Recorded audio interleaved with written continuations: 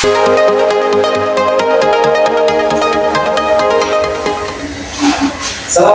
warahmatullahi wabarakatuh.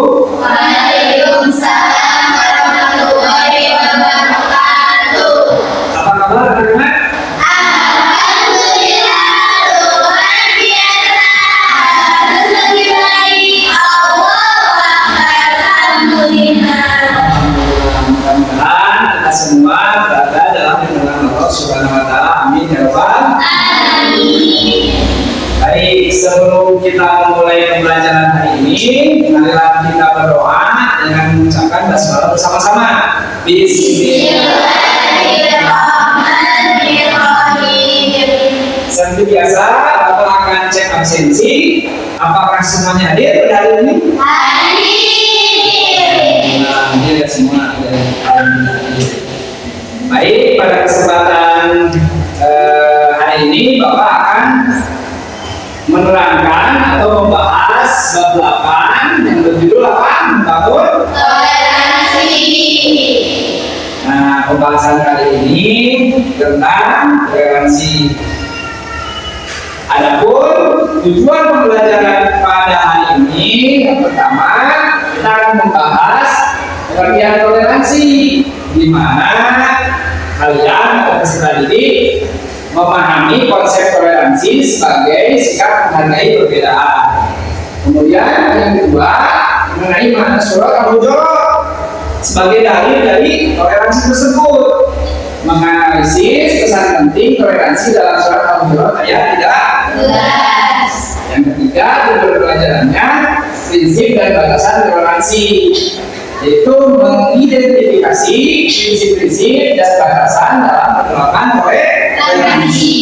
Jadi tujuan pembelajaran kali ini kalian supaya bisa memahami tentang pengertian toleransi, makna surat Al-Hujurat ayat 13 sebagai dalil dari toleransi, kemudian prinsip dan batasan apa toleransi. Nah, sekarang Bapak mau tanya dulu, sejauh mana pemahaman kalian tentang toleransi? Coba yang tahu apa yang kalian pahami tentang toleransi? Ya tahu? Oke, silakan. Toleransi adalah sikap menghormati, menghargai, dan menerima perbedaan, baik dalam agama, budaya, maupun pendapat tanpa memaksa keyakinan sendiri kepada orang lain. Bagus. Jadi udah ada bayangan, udah ada gambaran tentang apa toleransi. Baik. Untuk memperjelas materi tentang toleransi, Bapak akan menerangkan sedikit materi tentang toleransi. Bismillahirrahmanirrahim. Ya ayyuhan nasu inna khalaqnakum min dzakarin wa untha wa ja'alna syu'uban wa qabaila lita'arafu inna akramakum indallahi atqakum innallaha alimun khabir. Yang artinya, wahai manusia, sungguh kami telah menciptakan kamu dari seorang laki-laki dan seorang perempuan, kemudian kami jadikan kamu berbangsa-bangsa dan bersuku-suku agar kamu saling mengenal. Sesungguhnya yang paling mulia di antara kamu di sisi Allah ialah orang yang paling bertakwa. Sungguh Allah Maha mengetahui, Maha teliti. Nah, kalau ada yang bertanya, kita harus toleransi. Nah, nanya apa dalilnya? Dalilnya surah Al-Hujurat ayat 3, bahwa Allah menciptakan makhluknya berbeda. Ada yang hitam, ada yang putih, ada yang tinggi, ada yang pendek. Kalau di sini kan bahasanya apa? Bersuku-suku, berbangsa. Supaya apa kita diciptakan berbeda? Supaya apa? Kita harus saling mengenal. Sudah mengenal, mengerti. Jadi kalau misalnya kita berbeda dengan adik kita berbeda di rumah, dengan teman kita berbeda di sekolah, Jadi alasan kita untuk belajar toleransi karena apa? Berbeda. Itu kan? Bahwa kita diciptakan Allah berbeda, kita belajar toleransi. Kenapa belajar toleransi? Karena dari perbedaan itu menimbulkan atau besar kemungkinan potensi untuk perselisihan. Itu kan? Solusinya apa? Dengan apa? Toleransi. Nah, jadi pengertian, dalil, alasan, sama prinsip dan batasan toleransi. Nah, sekarang untuk lebih melatih kita menyelesaikan masalah tentang perbedaan, kita akan mencoba memecahkan kasus. Nah, praktek langsung. Bapak sudah memberikan LKPD kepada kalian. LKPD itu baru kerja peserta didik. Dalam LKPD nanti kalian tulis saja, tulis ulang di kertas atau di buku nama kelompoknya. Nanti Bapak bagi kelompok 1, kelompok 2, kelompok 3. Ini kelompok 1 siapa saja, kelompok 2 siapa saja, kelompok 3 siapa saja. Nah, nanti ada kelompoknya. Silakan. Di sini ada petunjuk, baca dengan cermat kasus yang diberikan. Nanti ada kasus yang diskusikan dengan kelompokmu untuk menjawab pertanyaan-pertanyaan berikut. Ini pertanyaannya yang Pak PD. Terus tuliskan jawaban dengan materi yang disediakan, buku saja. Presentasikan hasil diskusi kelompokmu di depan kelas. Nah, panjang di situ. Oke. Bapak akan bacakan deskripsinya. Di sebuah desa, siswa SMP sering terlibat dalam kegiatan gotong royong. Ini narasi masalahnya ya, kasus. Pada suatu hari, keluarga Dimas yang beragama Hindu sedang mempersiapkan upacara hari Sabipura. Jadi Dimas beragama Hindu mau ada acara keagamaan di mana itu? Dimas meminta bantuan teman-teman sekelasnya, termasuk Siti dan Budi yang beragama Islam dan Kristen, untuk membantu menyiapkan dekorasi. Namun Budi merasa ragu-ragu karena takut ikut serta dalam kegiatan keagamaan yang bukan agamanya. Jadi Dimas diajak untuk membantu Budi dalam satu kegiatan keagamaan Budi yang berbeda agama. Nah, nanti di LKPD silahkan kalian baca lagi kasusnya. Bapak kasih waktu berapa menit ya? 15? 30 menit. 30 menit untuk kalian membaca, analisis kasusnya. Terus kalian diskusikan dan jawab LKPD pertanyaan LKPD berikut. Setelah nanti kalian jawab, kalian presentasikan apa jawaban kalian sama ketua kelompok masing-masing. Silakan dari sekarang.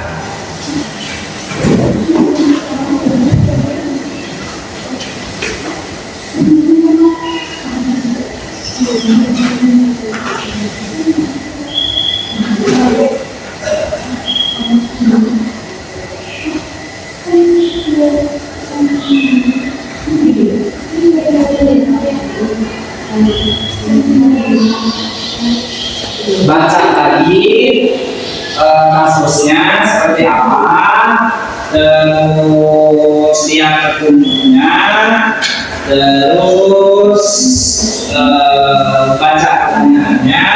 Nah, nanti kalian jawab pertanyaannya.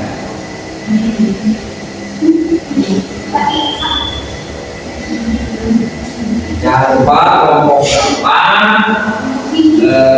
siapa ketua kelompoknya.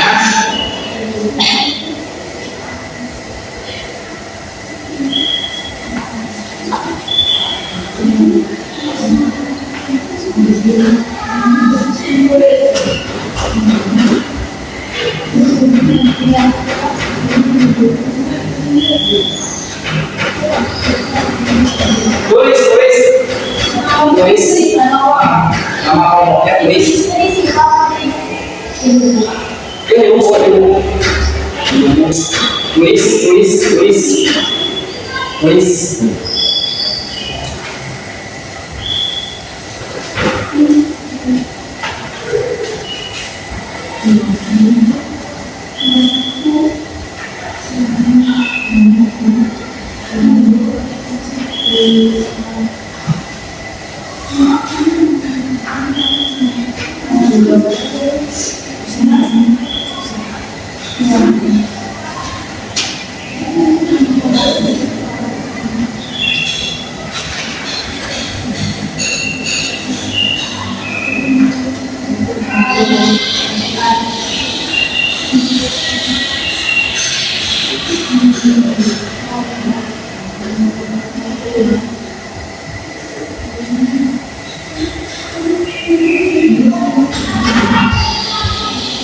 Yang pertama, apa saja nilai-nilai positif yang terkandung dalam kasus ini?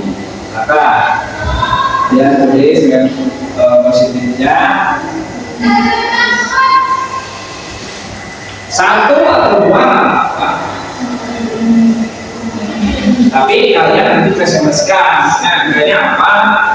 Kalian deskripsikan.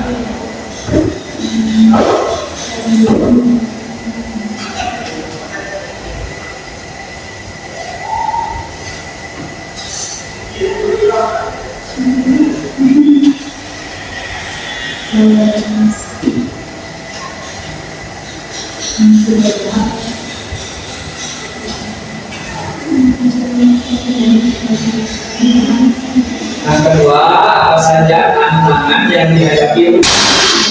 Jadi Rudi itu diajak sama Dimas untuk membantu gotong royong di sekolah.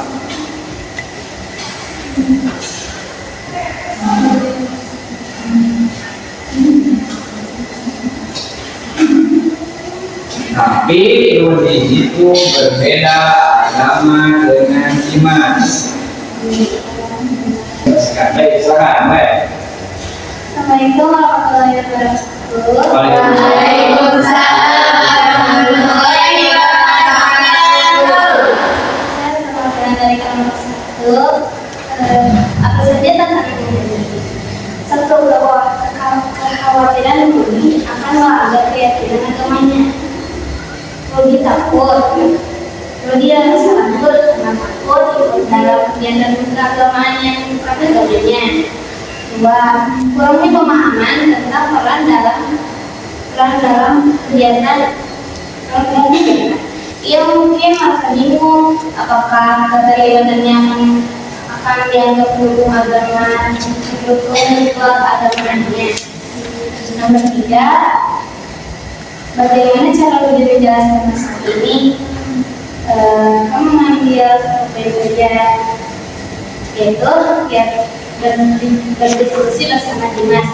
Rudi dalam mengkomunikasikan gangguan itu pada Dimas secara jujur dan terbuka. Nomor 4. Apa yang kalian lakukan jika berada di posisi Rudi? Kalau jika kamu mengambil satu poin dari soal ini, memastikan bahwa tugas yang diberikan Dimas tidak melibatkan ritual keagamaan Dimas. Oke, baik. Bisa diapresiasi. Yang kedua, saya sebenarnya akan mempresentasikan hasil diskusi dilakukan di kelompok 9. Bagaimana cara Rudi menyelesaikan masalah ini? Yaitu dengan cara menghormati keyakinan pribadi. Dengan Rudi harus menjaga prinsip agamanya tanpa harus menolak keyakinan orang lain.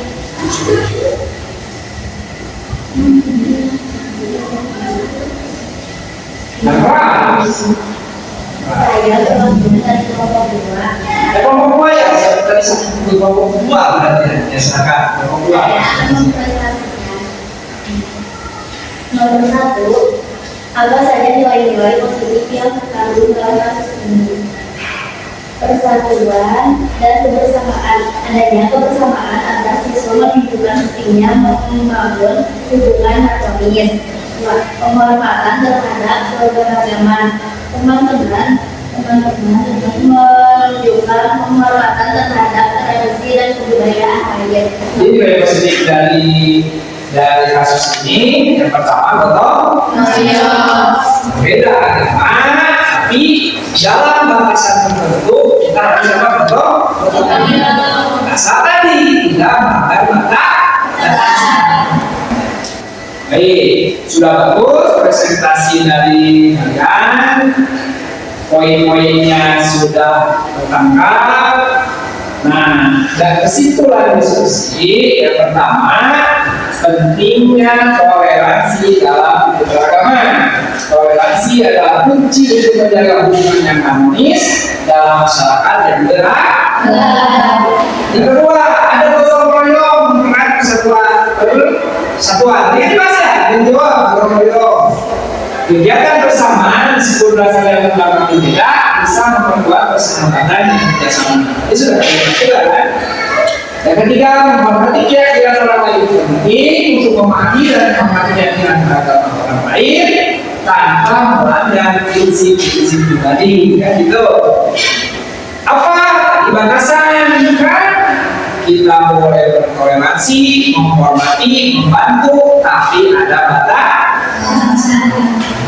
Terus, komunikasi dalam menyelesaikan tantangan. Belajar bahwa berbicara secara jujur dan sopan bisa menjadi solusi dalam menghadapi perbedaan pendapat. Baik, pentingnya toleransi dalam keberagaman, gotong royong mempererat persatuan, menghormati keyakinan orang lain, komunikasi dalam menyelesaikan apa? Jadi, untuk pertemuan berikutnya kita akan membahas materi mengenai toleransi sesama muslim.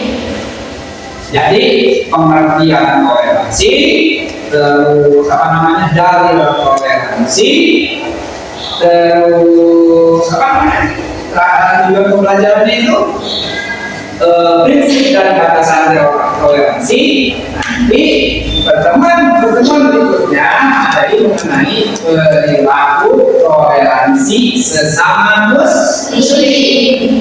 Jadi ada toleransi sesama muslim. Sesama muslim itu satu agama, kan? Yang kedua ada toleransi antar umat beragama. Yang ketiga ada beragama berbeda agama. Seperti apa? Sebenarnya tadi sudah dibahas dalam kasus dalam tadi pemecahan masalah. Itu berarti toleransi antar umat beragama. Yang ketiga hikmah yang dapat diambil dari penerapan sikap toleransi. Jadi pembahasan minggu sekarang 3, nanti minggu depan 3 lagi. Tapi minggu depan nanti dengan format yang berbeda. Kalau sekarang problem based learning, kalau nanti minggu depan kita akan coba model pembelajaran project based learning. Jadi pembelajaran berbasis project. Kita akan mengerjakan project, tapi dengan tema apa? Sama nanti dikasih LKPD, dikasih kasusnya juga. Nah, kita nanti bikin project. Baik anak-anak, kalau tidak ada pertanyaan, kita sudah menyelesaikan pembelajaran ini dengan baik. Semoga apa yang kita pelajari dapat menambah pemahaman kalian dan menjadi panduan dalam bersikap di kehidupan sehari-hari. Ingatlah untuk selalu menghargai perbedaan baik di sekolah maupun di lingkungan masyarakat. Karena sikap toleransi adalah bagian dari amal mulia yang diajarkan dalam agama kita. Terima kasih atas kerjasama dan semangat kalian hari ini. Sampai jumpa di pertemuan berikutnya. Tetap semangat belajar dan berusaha menjadi pribadi yang lebih baik setiap hari. Billahi taufiq wal hidayah. Assalamualaikum warahmatullahi wabarakatuh. Ibrahim